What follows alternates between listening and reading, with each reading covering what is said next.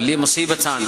നമ്മുടെ മൊബൈൽ ഫോണുകളും സോഷ്യൽ മീഡിയയൊക്കെ വലിയ മുസീബത്ത്. നമുക്ക് നമ്മളെ കൺട്രോൾ ചെയ്യാൻ പറ്റുന്നില്ല, മക്കൾക്ക് മക്കളെ കൺട്രോൾ ചെയ്യാൻ പറ്റുന്നില്ല, അവർക്ക് ഹോംവർക്ക് ഇരിക്കാൻ പറ്റുന്നില്ല. അത് ചോദിക്കുക, എന്തിനാ സ്കൂളിൽ പോകുന്നത്? യൂട്യൂബ് തീർന്നെങ്കിൽ പിന്നെ പോയേക്കും, ഇത് തീരുമോ? അവർ ചോദിക്കുന്ന എന്തിനു പഠിക്കണം? വലിയവർക്കും ചെറിയവർക്കും ഒന്നിനും സമയമില്ല. ഇത് നമുക്ക് വന്ന പരീക്ഷണമല്ലേ മുഅ്മിനെ? നമുക്ക് വന്ന പരീക്ഷണമല്ലേ? അള്ളാഹുവിന്റെ കലാമിൻ നമ്മൾ അതിനേക്കാളും വലുത് മറ്റാരൊക്കെയോ വിളിച്ചു പറയുന്ന റീൽസുകളാണ് എന്ന് നമ്മൾ അറിയാതെ പറയുകയല്ലേ ചെയ്യുന്നത്. നിസ്കാരം തെറ്റിപ്പോകുന്നു, അതിന്റെ സമയത്ത് നിർവഹിക്കാൻ വയ്യ. ഖുർആൻ എപ്പോഴെങ്കിലും ഓതിയിരുന്നത് പോലും ഓതാൻ സമയം കിട്ടാതെയായി.